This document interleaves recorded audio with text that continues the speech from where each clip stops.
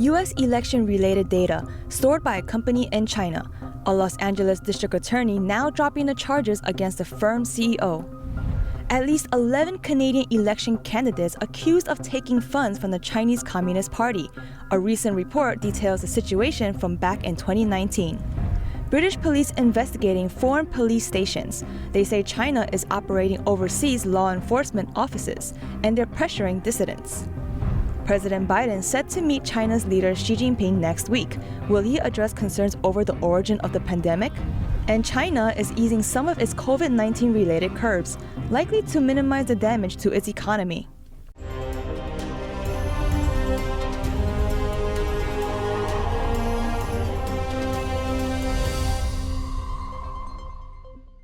Welcome to China in Focus. I'm Ellie Hart, in for Tiffany Meyer. Election-related data stored in China. A court judge in Los Angeles has dropped charges against the CEO of election software firm Conic. The move comes at the request of a Los Angeles district attorney. The CEO in question is Eugene Yu. Let's zoom in.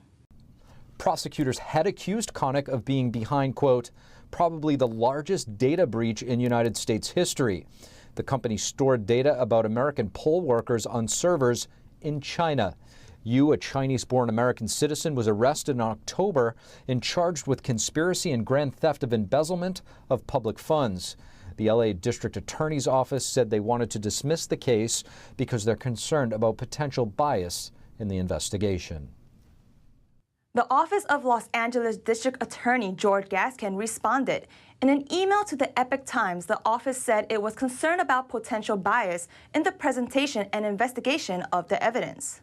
The email didn't give specifics about the possible bias. Over in Canada, Prime Minister Justin Trudeau is responding to accusations about Chinese influence. A new report says at least 11 federal candidates received funding from the Chinese Communist Party during Canada's 2019 federal election. In a Monday press conference, Trudeau said Ottawa has taken significant measures to strengthen the integrity of its elections processes and systems. He added that Canada will continue to invest in the fight against election interference and against foreign interference of democracies and institutions. According to a global news report published earlier that day, intelligence officials allegedly warned Trudeau about CCP interference in Canada, citing the Canadian Security Intelligence Service. The report said the Chinese consulate in Toronto quietly sent a large amount of money to at least 11 candidates. Several Beijing operatives working as campaign staffers also got a share. What's more, a consulate official allegedly directed a campaign staffer to monitor one candidate's meetings. Experts have long warned about Chinese interference efforts in Canadian elections. The issue was a main debate topic in a recent House of Commons committee meeting. According to Britain's security minister, UK police are investigating unofficial Chinese police stations in the region. 3 have been identified in the UK. They're part of a global network of service stations, reportedly used to intimidate overseas Chinese dissidents. NTD's Jane Werrell has more from Northwest London. Now, one of the locations identified as an undeclared Chinese police station is here in Hendon, northwest London. That's according to a report by the NGO Safeguard Defenders. It's one of 3 found to be in the UK, the other one is in Croydon, and the third one in Glasgow in Scotland. Concerns have been raised in Parliament, including by the chair of the Foreign Affairs Committee. Now, publicly, these stations are harmless administrative centres for Chinese nationals, but reports suggest that actually, in fact, they are used to hunt down dissidents and alleged Chinese criminals.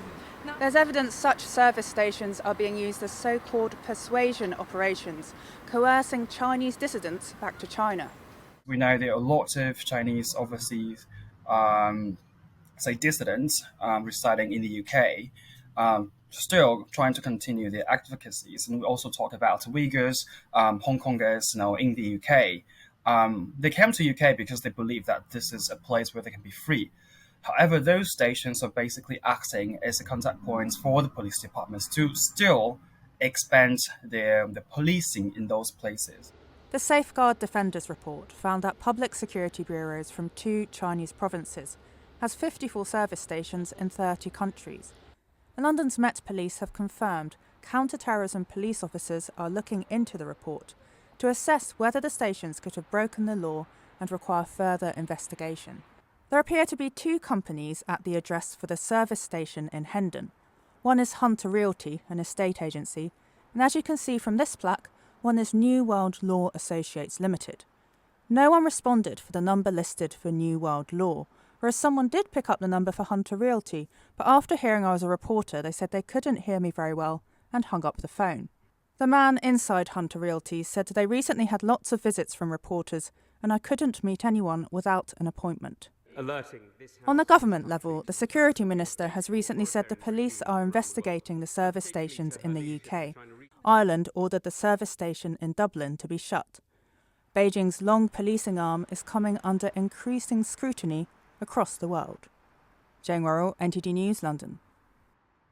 The Dutch government has ordered the police stations on its soil to shut down. A few days ago, a man claiming to be China's national security officer is believed to have threatened to murder a dissident living in the Netherlands. The man has been arrested by Dutch police.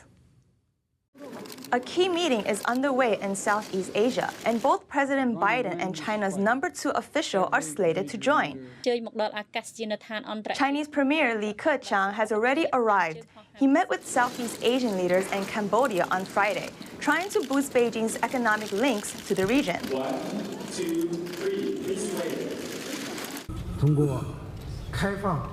Through openness and linkage, the prospects for cooperation between China and ASEAN will be very broad. ASEAN is an association made up of 10 countries in Southeast Asia, members including countries like Vietnam, Singapore, Myanmar, and the Philippines. They surround the South China Sea area. Some of them have territorial disputes with China over those waters, as Beijing claims almost the whole South China Sea as its own, and has constructed military outposts on artificial islands there. The leaders are expected to attend a series of meetings over the coming weekend. President Biden is set to arrive in Cambodia for the joint meeting on Saturday. China has a huge presence in the region. Washington's competition for influence is one of the key issues there. China is also a major investor and aid donor for Cambodia, while Cambodia is Beijing's closest ally in Southeast Asia. Earlier in the week, China's premier announced a large aid package for the country. The visiting leaders will also meet during next week's G20 summit in Indonesia. That's where President Biden and Chinese leader Xi are expected to have their first in-person meeting since Biden took office. President Biden will meet Chinese Communist Party leader Xi Jinping next week. Biden hopes to build a floor for the relationship with China, but will be honest about U.S. concerns, including over Taiwan and human rights. That's according to a senior Biden administration official. Let's take a closer look. Sino-U.S. ties have sunk to their lowest in decades, most notably since House Speaker Nancy Pelosi visited self-governed Taiwan and China responded with military drills. At the 20th National People's Congress last month, President Xi had declared Beijing would never renounce the right to use force over Taiwan.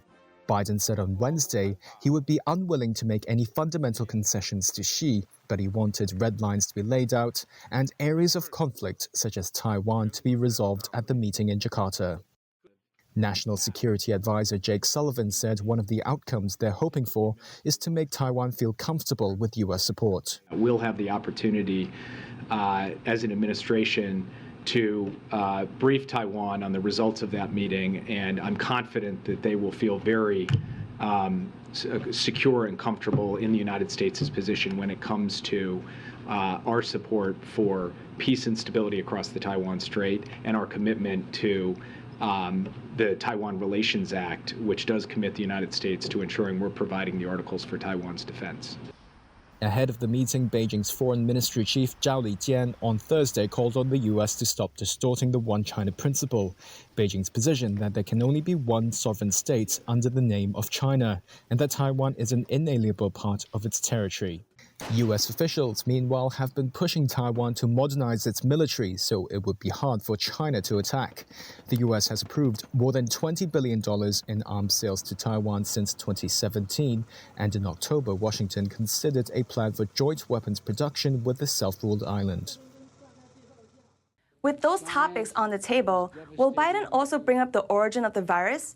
When asked during a press briefing on Thursday, White House Press Secretary Karine Jean-Pierre declined to answer the question. Also this week, China eased some of its strict COVID-19 related restrictions, the shift in hopes of minimizing the impacts on the economy. But at the same time, Xi Jinping is still vowing to stick with the policy. Here's more. China on Friday eased some of its harsh COVID rules. This included shortening quarantines from 7 days to 5 for close contacts of infected people and for inbound travellers. It also removed a penalty for airlines bringing in too many cases, as well as other antivirus measures. The loosening of the rules came a day after China's new Politburo Standing Committee discussed COVID during a meeting chaired by President Xi Jinping. Infections numbers have hit their highest since this year's Shanghai lockdown, with Guangzhou currently the epicentre. Despite this, the committee stressed the need to minimise the impact of containing outbreaks on the country's economy. The move has cheered the markets, with Shanghai's CSI 300 jumping almost 3% and the yuan strengthening as high as 6.06 per dollar, its strongest level since September the 22nd. After this policy decision, foreign investors bought $2.1 billion worth of Chinese shares, the biggest amount in 2 months. Oil prices jumped by about 3% on Friday as China eased some of the COVID-19 curbs. Work-from-home orders are still in effect in some cities. Travel across China remains low as people look to avoid the risk of being forced to quarantine. Meanwhile, a new round of lockdowns in China's third-largest city, Guangzhou.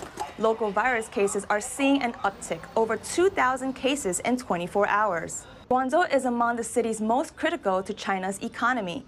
Aside from being a major manufacturing and trade hub, the city sits in one of the leading economic regions in China. That region accounts for about 7% of China's GDP. Locking down the city could prove a blow for China's already slowing economy. For now, it's under partial lockdown. About 5 million are ordered to stay home through Sunday. Only one person per household is permitted to go out for groceries, and just once a day. Public transportation has been halted and classes suspended. Flights to Beijing and other big cities also on hold. Up north in China's capital, Beijing, the city's 21 million residents must get tested daily for the virus. Many schools have switched to online classes. Hospitals now offer restricted services, and some shops and restaurants are shuttered, with staff under quarantine. The world's biggest online shopping festival is here. Friday marks China's Singles' Day, a digital extravaganza. But the event's usually sky-high sales numbers played out a little differently this year. Let's take a look. One research firm said Alibaba and other Chinese shopping giants saw a nearly 5% fall in sales. That's during the first 12 hours of the event's final day. The number fell in line with lower expectations for this year's event. Analysts put consumer sentiment at a low point due to pandemic-related lockdown measures and a slowing economy. Singles' Day is normally one of the high points of the year for China's e-commerce companies. It's the world's biggest online shopping festival and has become a multi-week event. Alibaba usually hires a major celebrity to perform at its gala show, but this year it didn't happen. The move appears part of an effort to play down hype around the event, as Chinese Communist Party leader Xi Jinping pushes his idea of common prosperity that aims to clamp down on what the Communist Party sees as so-called excessive behaviors, mainly targeting big companies and China's wealthy. Analysts expect this will be the weakest ever year for online sales growth over Singles' Day. City analysts forecast Alibaba will reach up to $77 billion this year, a rise of up to 3.6%. That's compared to a much larger 26% jump 2 years ago. That's all for today's China in Focus on YouTube. Here's what to look out for in our second half. China's economy is seeing a slowdown while the country's leader is getting more aggressive. Will China lash out at the West? And are we en route to a global crisis? We hear from Steve Yates, former Deputy National Security Advisor at the White House, about his take on the situation. The full episode is available on our partner platform EpochTV. To sign up, click the link down below. Thanks for watching China in Focus. I'm Ellie Hart.